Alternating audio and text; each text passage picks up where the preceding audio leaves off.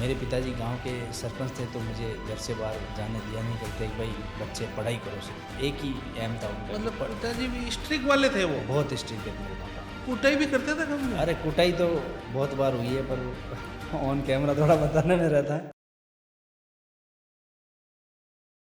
शिक्षा अपनी कहाँ तक हुई थी? शिक्षा में मैंने शुरुआत में 10th करी, फिर ITI करी और फिर डिप्लोमा। अच्छा, डिप्लोमा किया। हाँ मतलब आपको गवर्नमेंट जॉब के लिए बाध्य किया जाता था? हाँ, घर वाले? मतलब घर वालों का तो एक ही एम होता है ना कि उनके हाँ। बच्चे की सरकारी नौकरी लगे, फिर जल्दी जल्दी शादी हो जाए। भाई पहले के टाइम में ये ज़्यादा हुआ करता था बीच बीच में कि अगर नौकरी है तो छोकरी बहुत इजी मिल जाती है, लाइक ऐसा। आप क्या चाहते थे कि भाई? मेरी तो बचपन से यही इच्छा थी कि मैं रैपर बनूं, गाने बनाऊं, हनी पाजी जैसे सेम। मैं उनसे इंस्पायर्ड हूं, तो पूरा मन में वही चीज़ थी।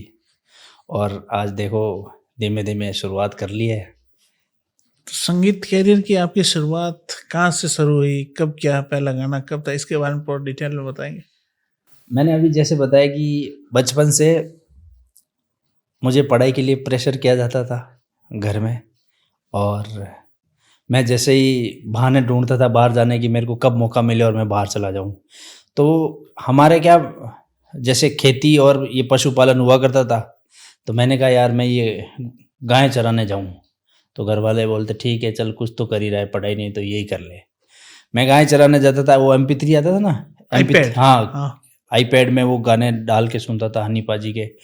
मुझे लगता था कि यार कब मैं ऐसे खुद के गाने बनाऊंगा।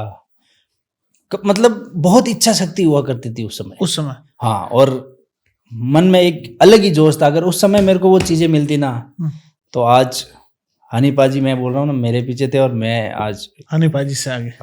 मतलब जुनून बहुत था उस समय, प्लेटफॉर्म नहीं था। और जब मैंने शुरू करा उस समय कोई प्लेटफॉर्म था ही नहीं, ना के बराबर। क्योंकि यूट्यूब भी था तो किसी को पता ही नहीं था कि यूट्यूब पे कैसे, बिल्कुल इजी है आईडी बनाना, कोई बड़ी बात नहीं, कोई बना सकता। जीमेल बनाओ, यूट्यूब अकाउंट क्रिएट करो और सीधे डालो। और उस समय मोनेटाइजेशन की कोई पॉलिसी नहीं, आप डायरेक्ट डालो सीधा मोनेटाइज, अर्निंग स्टार्ट। मेरी पहला अपना राजस्थान का शायद पहला ऑलमोस्ट सबसे पुराना चैनल होगा, ऑलमोस्ट 2011 में मेरी ज्वाइनिंग है। आप चैनल के बायो में जाके देख लेना।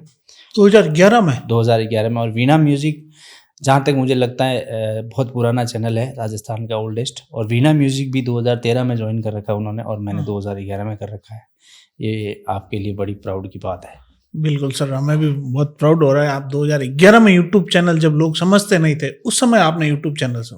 हाँ, और म्यूजिक इंडस्ट्री में आप आए उस समय, घर में सबसे ज्यादा किसका सपोर्ट था? माताजी, पिताजी, भाई बहन, किसका सपोर्ट था आप आए? सही बताऊँ तो जब म्यूजिक इंडस्ट्री में आए तो घर में किसी का सपोर्ट नहीं था। घर वाले यही बोलते थे कि बेटा आपका तो क्या ही नंबर आएगा।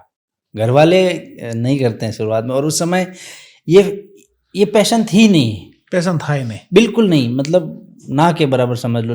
ऐसे अगर बोले आप तो ये हो, गाने बजाने का काम ही नहीं है आपका, गाने बजाने का काम किसी और का है, और वो आज एक लेवल से कर रहे हैं तो आपका नंबर नहीं आएगा, लाइक ऐसे गांव से बिलोंग करते हाँ, हो। और गांव से पता ही आपको। तो फिर मतलब घर में किसी का सपोर्ट नहीं था कि आप एक सिंगर, रैपर? शुरुआत में किसी का नहीं था। हाँ। फिर जब मैंने शुरुआत में दूसरा गाना करा, हाँ। तो बहुत सारे लोग गांव में कहते थे मेरे घर वालों को कि यार आपका बेटा हमने अखबार में देखा, वो वहाँ देखा, इंटरव्यू में देखा, FM पे सुना। उस समय FM पे बहुत क्रेज था, बहुत वैल्यू थी FM की। हाँ, बहुत वैल्यू थी। तो अपने एक निखिल भाई है, RJ निखिल, तो उन्होंने हमारा एक इंटरव्यू टेलीकास्ट करा था उसके ऊपर, FM के ऊपर। तो ये किस समय की बात है? ये काफ़ी टाइम हो गया। मैं ऑलमोस्ट 2013 से काम कर रहा हूँ इंडस्ट्री में। मैंने शुरुआत करी तब शुरू में ही मेरे एक भाई थे जागीरदार आरवी। शुरू में जब मैं इवेंट का काम करने लग गया था बीच में, सॉरी ये मैं बताना भूल गया, म्यूज़िक कैरियर से पहले मैंने इवेंट का काम शुरू करा। और इवेंट के काम में ही मेरे एक भाई मिले दोस्त, जो जागीरदार आरवी, नाम बताया मैंने, जागीरदार आरवी। हाँ, दिल के बहुत अच्छे आदमी हैं, दिल के बहुत अच्छे हैं जागीरदार भाई। आपको खूब सपोर्ट करता है। तो आरवी भैया के साथ मैं भी इवेंट का काम करता था। हम आरवी भैया ने बोला यार शमशा अपन एक गाना करते हैं। मैंने कहा गाना कैसे होता, मेरे को पता ही नहीं था, क्योंकि मैंने बताया ना, संसाधन नहीं थे, इक्विपमेंट नहीं थे, और ना कोई बताने वाला था। आरवी भैया मिले, बोलो ये शमशा ऐसे होता है, ये इजी है, ऐसे आप अपन करते चलो। तो हम गए, मैंने करा, मैंने कहा ये तो इजी है। हमने शायद 15 मिनट में पहला गाना रेडी कर दिया। लिख दिया?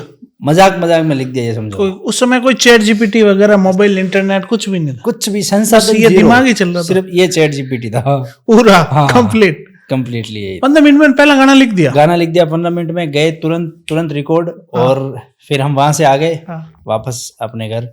और दूसरे तीसरे दिन जब हमें लगा कि शूट करना है, तो हमारे आपने नाम सुना होगा संजय स्टूडियो, संजय स्टूडियो जोधपुर का हाँ, फेमस।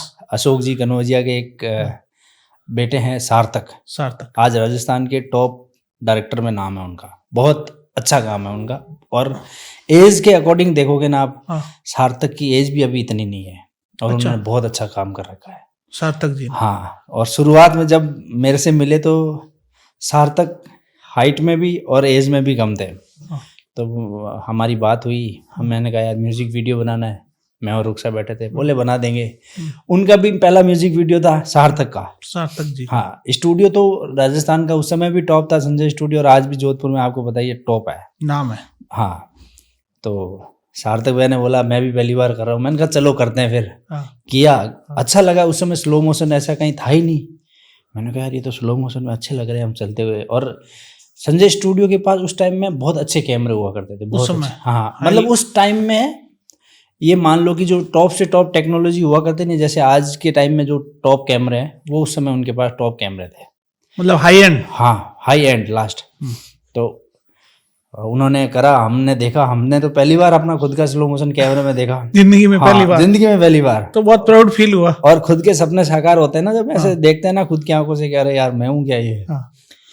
तो उन्होंने करा, बहुत अच्छा लगा। उनके साथ एक चिराग करके, वो भी चिराग भी बहुत छोटा है, तो ये बोले यार सही लग रहा है, बस डन करो और डाल दो।